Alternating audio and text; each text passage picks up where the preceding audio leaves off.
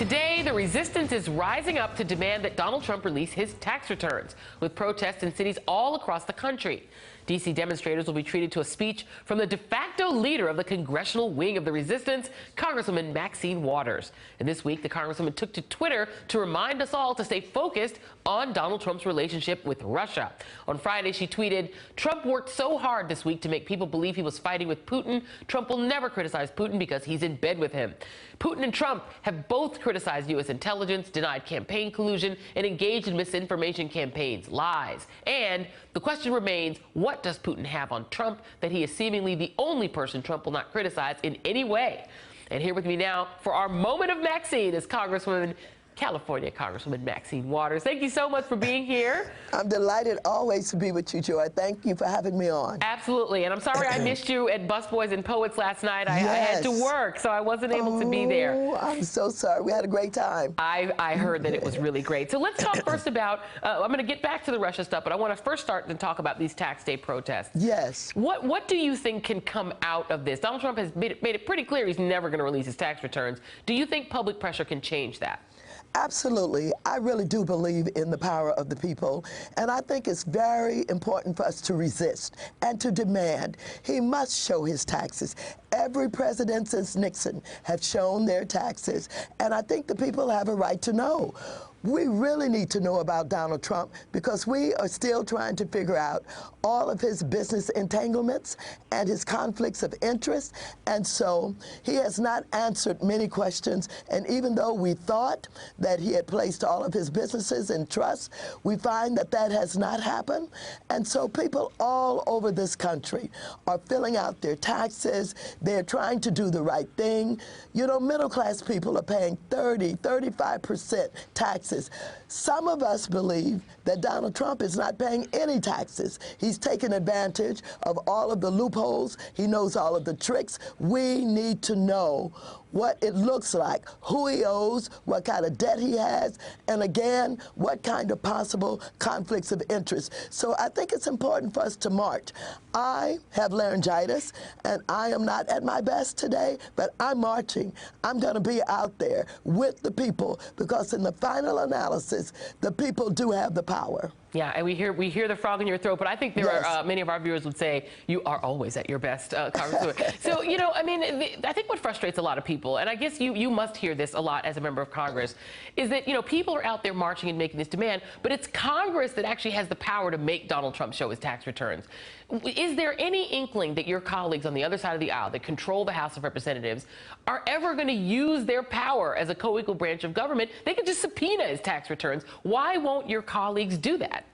Well, what we find is the opposite side of the aisle, the Republicans, are still trying to be in the favor of this president. No, they're not going to reveal it. As a matter of fact, I don't know how long some of them are going to stand with him on many of these issues. And so some of them may be willing to go down with him, and I think he is going down. And so I don't expect them, particularly prior to these 100 days, to do anything that would cause him to be angry with them, to fall out of favor with him. And so we cannot depend on them, and the people must continue to put pressure, to demand, to resist. And that's the only way I think we're going to have any breakthroughs with this man at all. And what are you the most concerned about of all of the sort of menu of issues, emoluments clause issues that we've, you know, have been hinted at with Donald Trump that could be in those returns? What to you is the biggest worry that is in there that we're not seeing? Well, I don't want the President of the United States to be compromised in any way. We don't know who he owes and how much he owes. There's all of the rumors about, you know, having borrowed money from Russia during the 2008 crisis because many of the major banks in this country would not lend him any money because of all of the debt that he had incurred and the bankruptcies that he had filed. And so We cannot have a president who can be blackmailed, who can be compromised, and we need to know more about his debt and his business dealings. Yeah, and while I have you here, and we definitely want to stay on the tax issue, but I want to ask you a couple of questions on foreign policy. One, should Congress, in your view, come back into session to debate whether or not there should be a new authorization for the use of military force, or to withdraw the existing one and get Congress involved in these military decisions that Donald Trump is making? Absolutely. We should have been called back. We should all be there at least by Monday. We should have come back last week. We cannot afford to have this president making military decisions and getting in the position to declare war. That is the purview of Congress. We should be debating this issue.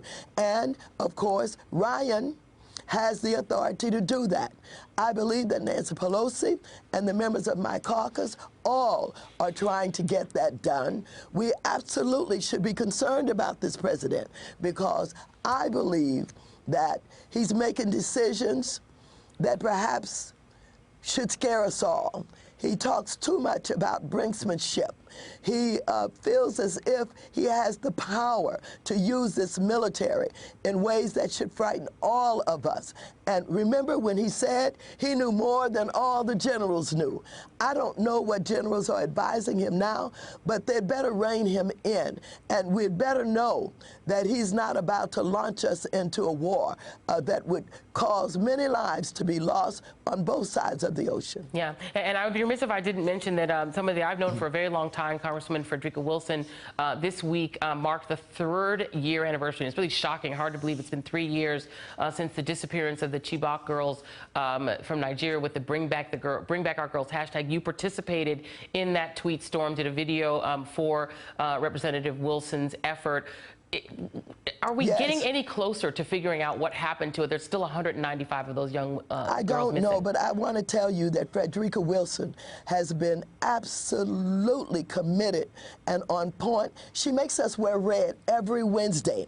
Every Wednesday, most of the women, particularly on the Democratic side of the aisle, wear red in honor of and to remember and have everybody stay focused on the fact that Boko Haram have basically, you know, absconded with these girls, and that many of them are still not back. You said about 195, and I am very upset with the Nigerian government. I think they could have done more.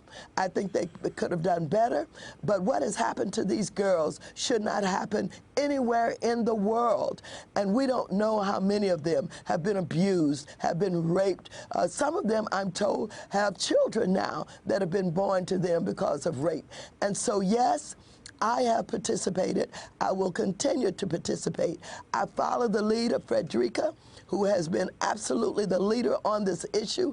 All of us who are wearing our red and who are working, we're trying to let Nigeria and those girls know we have not forgotten them. We won't forget them. And we'll do everything that we can to get them returned to their homes and to their families. Congresswoman Maxine Waters supporting her friend, Congressman Frederica Wilson. Congressman Waters, you're wonderful. Thank you so much for giving us so much of your time.